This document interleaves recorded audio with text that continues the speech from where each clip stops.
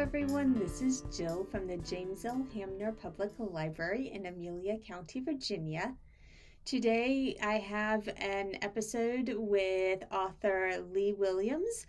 This is a local author who has published her first book.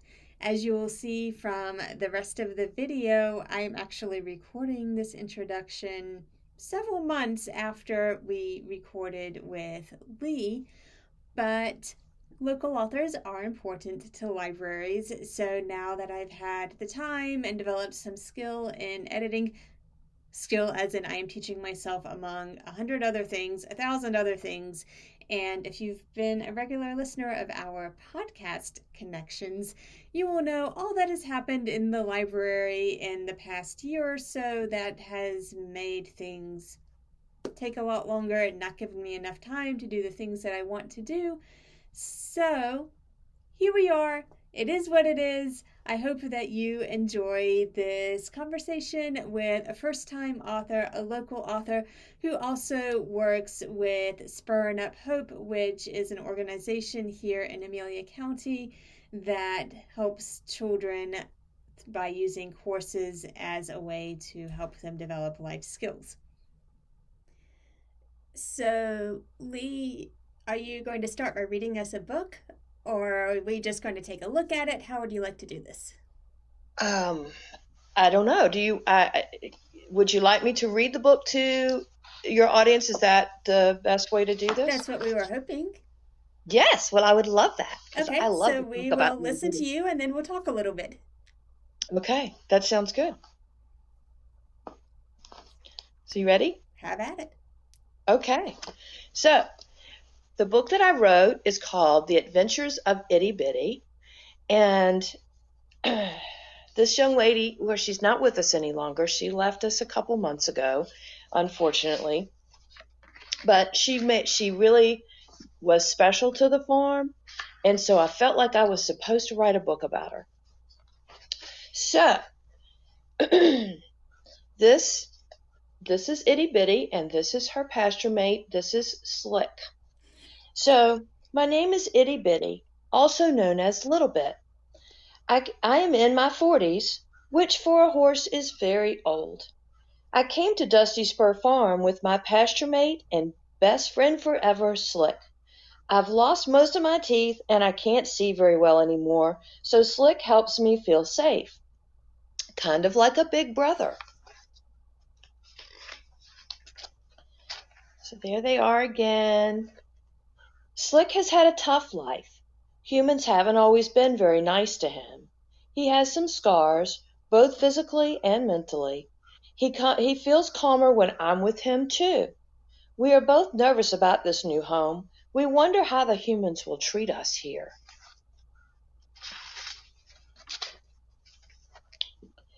When we reached our new home at Dusty Spur Farm, we met our new pasture mates. Woody, the older gentleman, Coconut, the aloof gray mare, and Lena, the cute bay mare. Slick was very excited to get to know Lena. I was a little jealous of this new girl in Slick's life. Slick has assured me, though, that he's still always looking out for me. I'm so fortunate to have such a wonderful big brother. So these pictures, I hope you can see them. This is Itty Bitty and her new pasture mates out in the field. This gray mare right here, that's Coconut. Then there's Woody, the older gentleman. And this lady over here, you can hardly see her, but that is Lena. Here's a better picture of Miss Coconut. She's with my grandson here, Austin, but that's Coconut. And I try to make sure that every year on their birthdays, all the horses get a cake, if you want to call it a cake. So it's made from grain and molasses. There's sliced apples for the icing and carrots for the candles. So that is Miss Little Bit getting her birthday cake last year. So we are happy to find our new humans to be nice to us and welcomed us. We get brushed regularly. I think we'll like it here. So this is a little bit with my other grandson, Ryan, when he was much littler than he is now.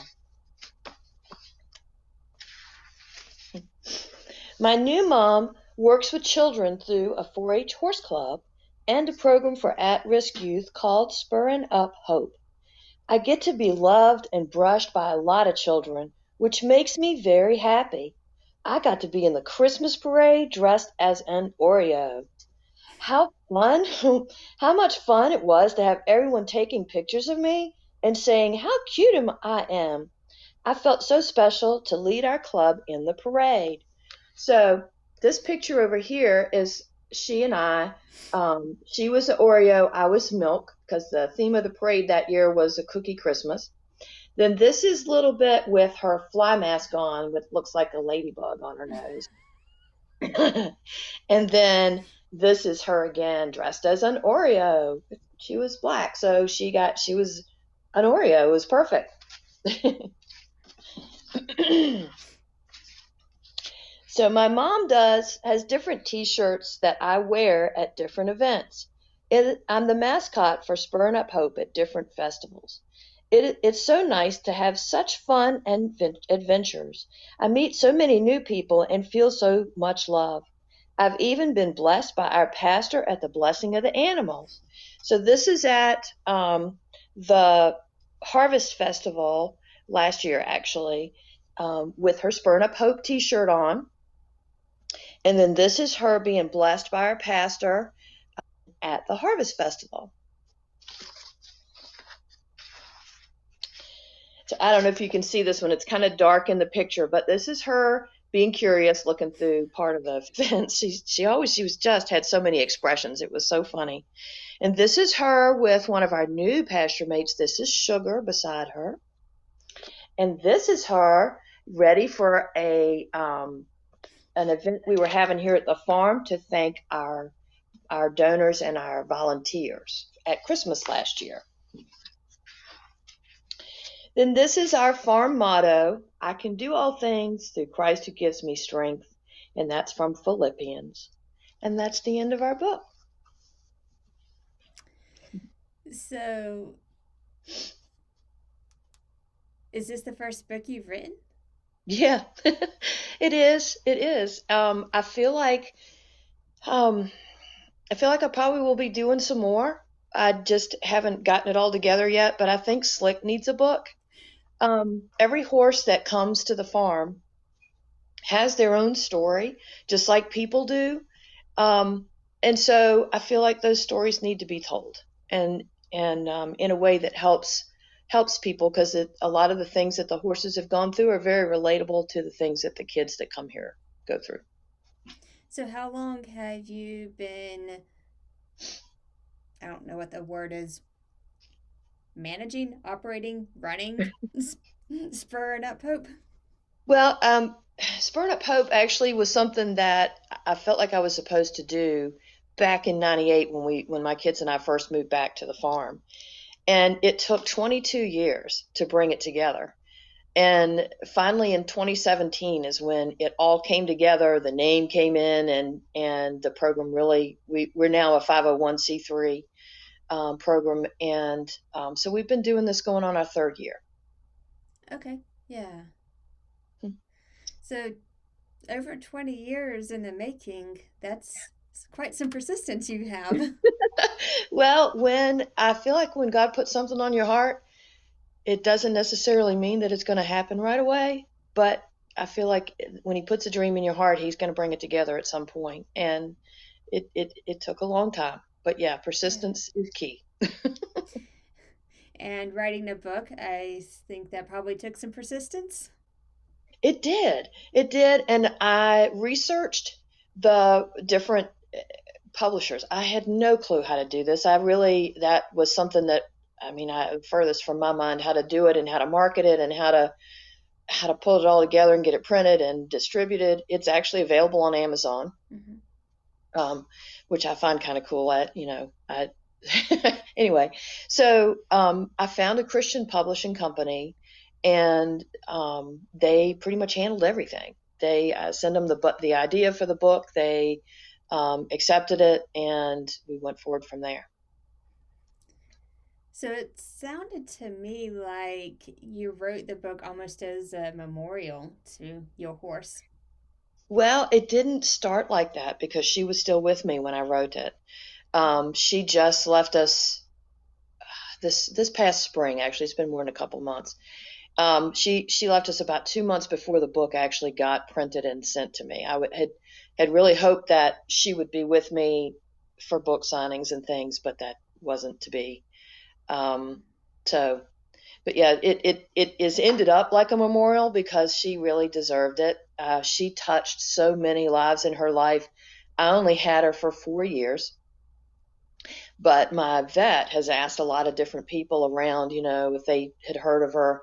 And so many people said, "Oh yeah, she taught my kids to ride, and she was with us for all this time." And that's how we kind of figured out how old she was, because she'd been in so many people's lives for 5 or 10 years. It was just amazing because she only had 8 teeth when she left us. Which a horse has, depending, it varies, but in their 20s, number of teeth. So she was missing quite a few. Oh. Yeah, she was just a cool old lady. So you have a little bit of humor in there, the way you talk about the horses a little bit as if they're more like people. They So, are like people. but the book itself is more like a picture book, but the humor is more adult, not adult humor in the, you know, but in the sense that like a 5-year old maybe wouldn't quite get the humor there. So, who's your intended audience for this book? Well, it's a first reader level.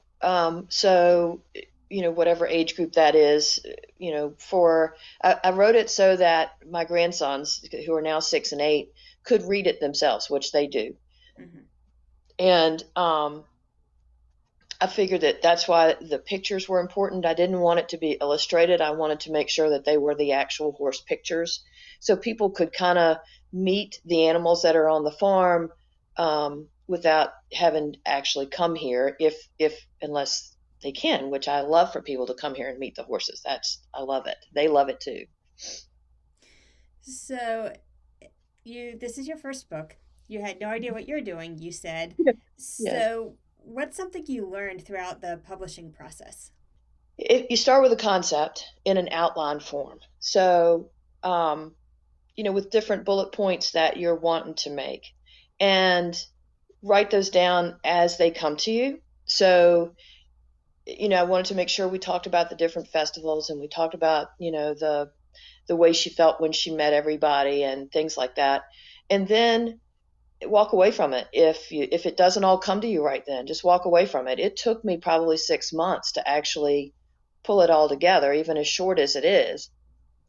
And so as I would think about it again, I'd come back to that outline and add something else, some more information in there, and then bringing the pictures together and things like that too. It took about 6 months to get it ready to send to the editor.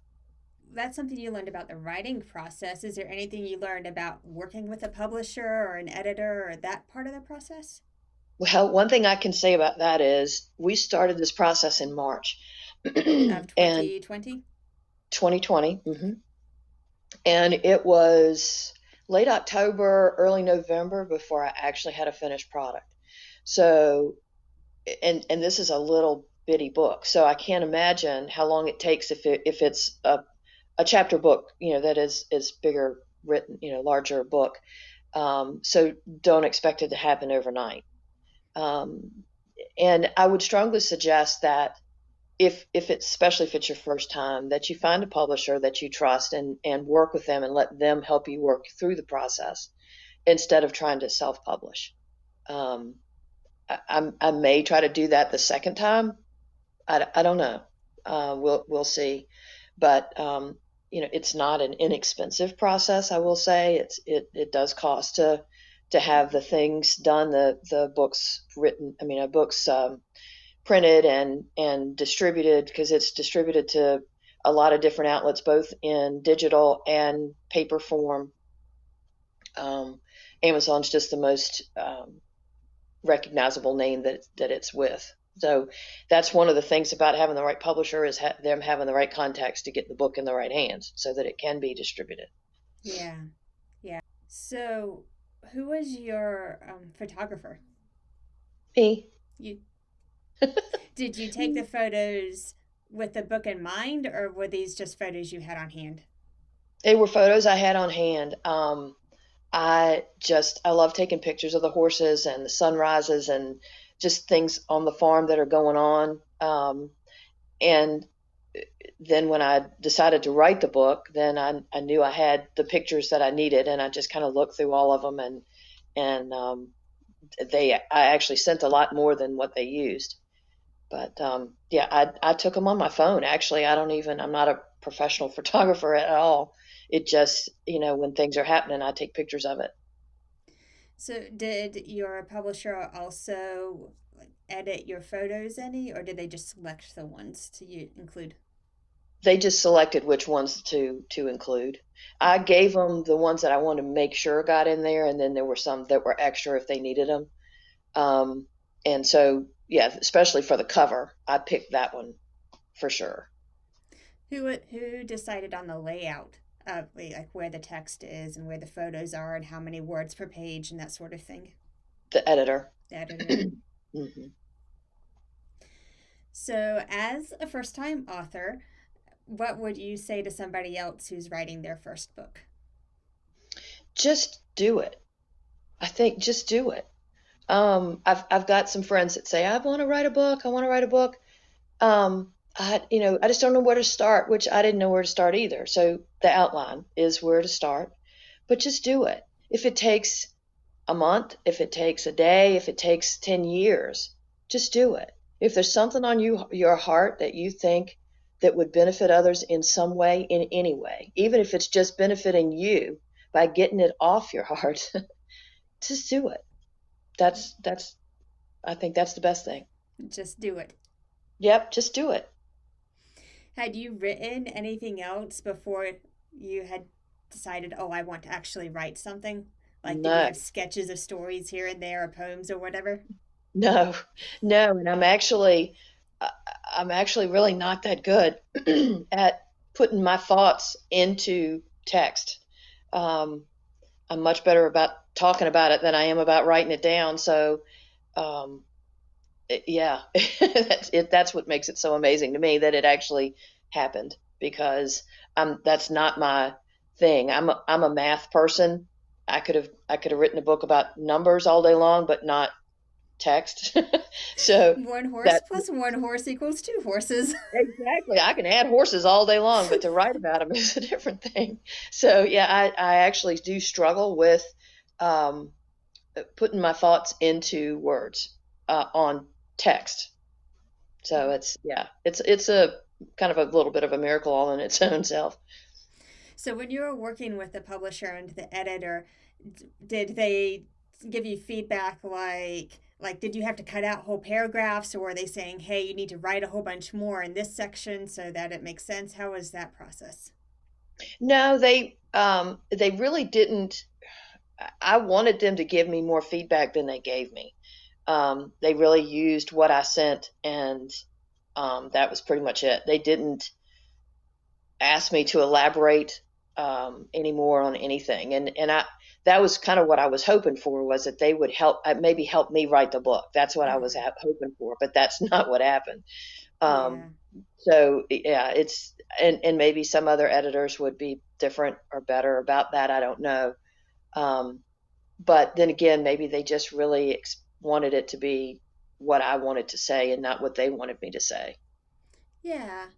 I mean, I do, having talked to literary agents who are the people who help authors get their books published, I think it really does strongly depend on the publishing house that you're working with and the particular agent that you're working with and so on. Mhm. Yeah. I think I would love to. Um, like I said, I'm seriously considering self-publishing the next one if I do another one, and I would probably find somebody like you just said to help me a little more through the process. Mm-hmm. Yeah. Unfortunately, I'm just going to say from the library's point of view, for books that are either self published or hybrid published or vanity press published, we don't typically purchase them just Okay. because the editing and there is so little guidance from the editors, and obviously in self-publishing there's very so the quality, like there might be a very good idea in the book, but the quality of the final product is needs some polishing usually. Gotcha. So just from the library's point of view, we would not purchase self-published books, but there are some very successful people who have had to self-publish books too. So Well, and that's nice to know. It's nice to know that maybe I did go the right direction, especially for the first time, without even really knowing what I was doing. I really, it was the beginning of COVID, so you couldn't go talk to people. You couldn't go. I couldn't go meet with anybody. I had to just kind of do some research online, and um, when I found a Christian publishing company, I felt like that would probably be the best route to go. So. yeah. So I'll throw this out here for listeners, and it might interest you. We actually have a podcast episode with a literary agent who is also an author. So she talks about her experience from both sides. And so I'll link to that in the show notes of this episode. But Okay. yeah. That's So after people have read this book, what do you hope that they will do with it? What do you hope the book will do in people's lives? I hope that the book is about it's trying to shed some light on new beginnings, to know that even though things might seem scary at first, that if you just walk on into it, hopefully it works out like it should, and works out to your benefit. It also touches a little bit on jealousy, where Slick was hanging out a little bit too much with Miss Lena, and a little bit got a little jealous, but she realized that he still was there for her. So, there's meaning there that I hope people will pull from that. I also hope that it raises awareness for the Spurring Up Hope program that we do, to work with at-risk youth, and um, you know, because there's so many parallels with the horse herd life, to our lives as humans, and I hope that they'll see that and understand that. So tell us about Spurring Up Hope. You told us a little bit how it got started, but like who's eligible? Does it just run for a couple weeks during the summer, or is it a year-round program? Does it cost people? Just tell us what's there and what you hope to accomplish, what your mission is, that sort of thing. Okay. Well, the Spurring Up Hope program was begun to help at-risk youth. So at risk generally means that there's been some sort of trauma in a child's life. It could be family, it could be outside the family, it could be just about anything. And for the most part, the children that are coming right now are coming from group homes. A lot of them are in the foster system, for whatever reason, whether it's trouble with their family, things that they've done. It's a lot of different reasons. And so it's a year-round program, although it's really cold right now, so it is outside. I don't currently have an indoor arena. Hopefully we'll have one at some point, but not right now. So when it's 30 or 40 degrees outside, it's a little chilly. But so what happens is they will come in to this room that you can see behind me, and we do a little orientation, and this is what our objective is for the day, and they're working on their life skills. So whether those are leadership or communication or self-esteem or teamwork, confidence, things like that, those are the life skills that we're training them, or working with them to learn, and using the horses as teachers. So they'll come out of here, we'll go meet the horses, they pick their teacher for the day, and they team up in groups of 2 or 3 per horse. And then we have an obstacle course that they go through, and they take the horses through, and understanding that a lot of these children have never been around a horse. So, they've been out of control over in every area of their life, especially if they're in a group home, they're really out of control of things in their life right then. So all of a sudden they are given the opportunity to be in control of a 1,000-pound animal that will do anything they want them to do, and is gentle and kind, and reacts to them based on how they react to the horse. And it's really not about the obstacle course that they're going through. It's really about them having control of things and learning whatever the objective is for the day. And teamwork is a huge one. So when they get done with their class, which usually takes about 45 minutes to an hour, we'll come back into the meeting room and they'll write a note to their teacher for the day about how their teacher impacted them that day. And then at night, when I feed the horses that night, I read them their notes. So when the at-risk youth come, that's basically what they're doing. We're also going to start in March offering life skills courses to homeschooled children. March 2021. 2021, yeah. We're starting with, I've gotten a equine assisted learning certification in this last year, and it's a building block curriculum that we're teaching these life skills through, and again using the horses as teachers.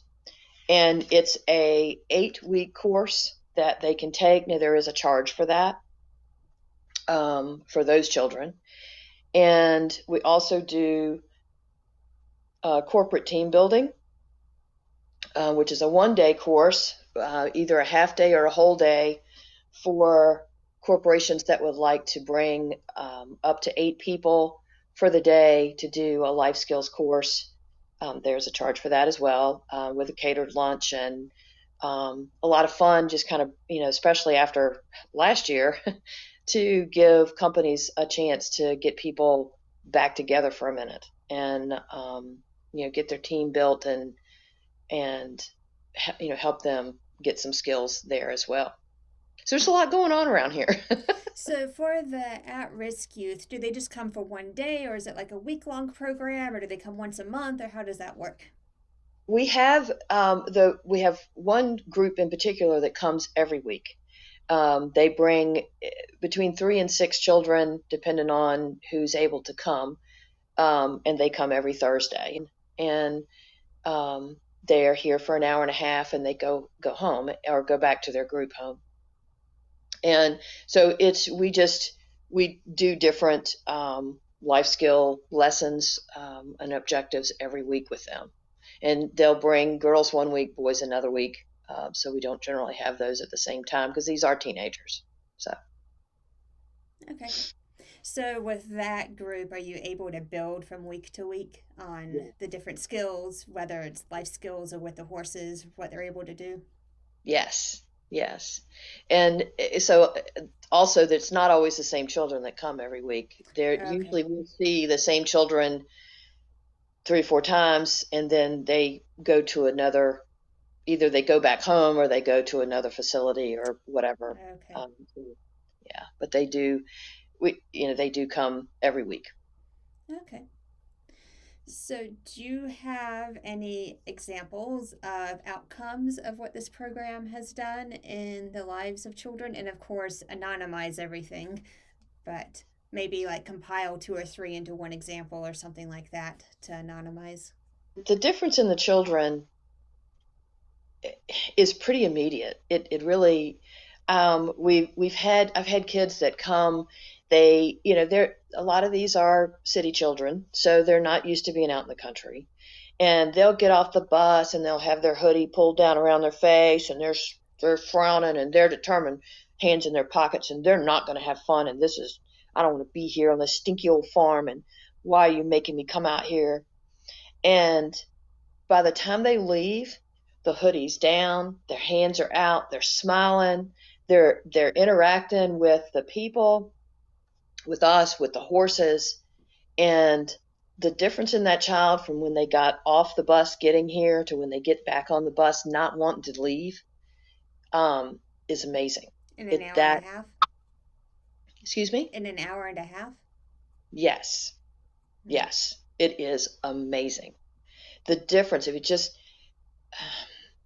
no, because nobody's pushed, nobody is pushed to do anything or interact in a certain way. The horses just have a calming effect on children and adults. And at first, and it's funny because at first a lot of times I've had them, I'm not touching that horse. I'm not going to touch that horse. And I'm like, yeah, okay. So, well, why don't you just poke him with your finger? Just like touch him like that, and they'll, okay, fine, and then by the time they leave, they're hugging them and they've got their head buried in their neck and it's just the effect they have. Yeah. Have you Yeah. ever had anybody who was just afraid of the horse because the horse is so much bigger than they are? Oh, yeah. A lot of them are. They're scared to death of them sometimes.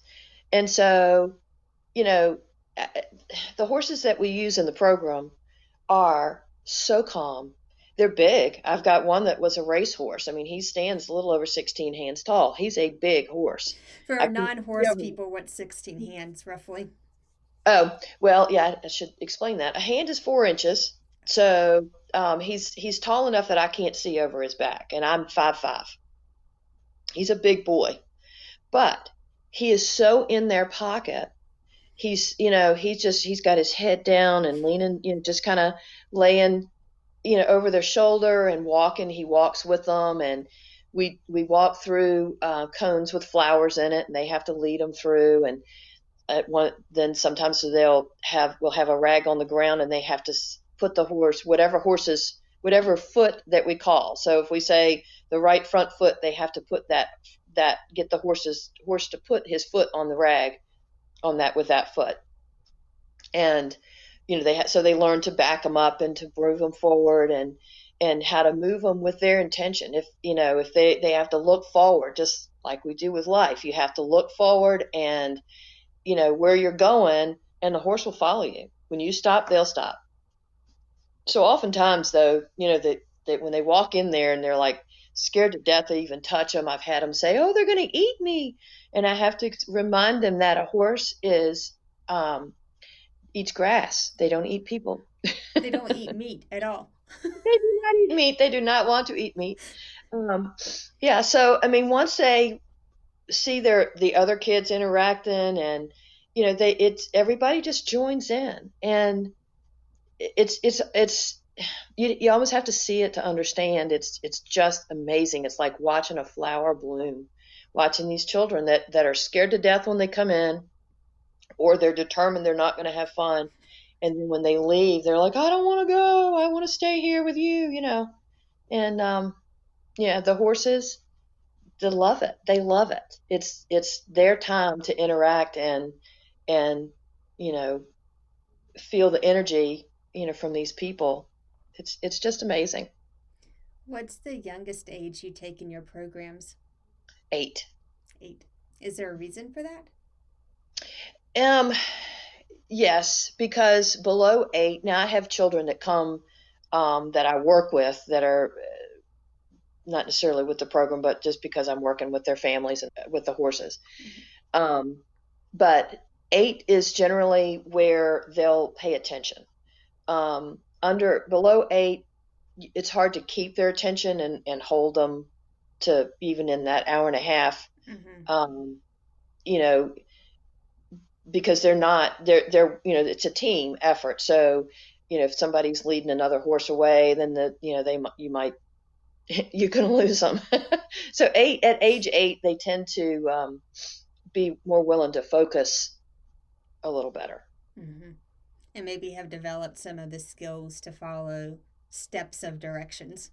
Yes, that does help. That does help. Okay. What is the oldest person that you think you would work with? Do you have an age limit on that side? I absolutely do not. So I don't care if they're 100. If they can walk, they can come. And I actually had a gentleman come several weeks ago who's, I think he's 80 something like that. He just needed some horse time. So I invite people to come and experience the farm, even if they're just coming to meet the horses. I'm here most of the time, and I'm more than happy to have people come and just see the place and see what we do, and meet the horse teachers. So, is your program or your facility able to accommodate people who need assistive devices like walkers or wheelchairs, or people with visual limitations or anything of that nature, people with hearing limitations, that sort of thing? No, No. not really. If they wanted to come and meet the horses, I'm more than happy to have them come meet the horses. But to do the program, we're really not set up for physical things. It's really more mental things. There are programs, and I'd be more than happy to suggest programs that are set up for people with physical issues. There are those programs. We're really not set up for that. Okay. Is there any place in particular people can go to learn either about your book or your work with Spurring Up Hope? Yes.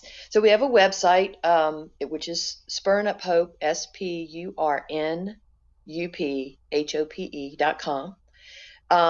I don't update that as well as I should, so probably the best place is to go to Facebook. We also do have an Instagram account. But Facebook, I put pictures up at least once a week, sometimes daily, just depending on when I see something fun going on around here. Facebook is probably the best place to go to get updated on things regularly. And there's links to the book. The book you can find on Amazon. Okay. Is there anything else you would like to say either about the book or Spurring Up Hope or anything in general related to what we've talked about? I can't think of anything. I will as soon as we close this. But right now, no, I can't think of anything else. All right. Listeners and viewers, I hope you have enjoyed this conversation with first-time author Lee Williams.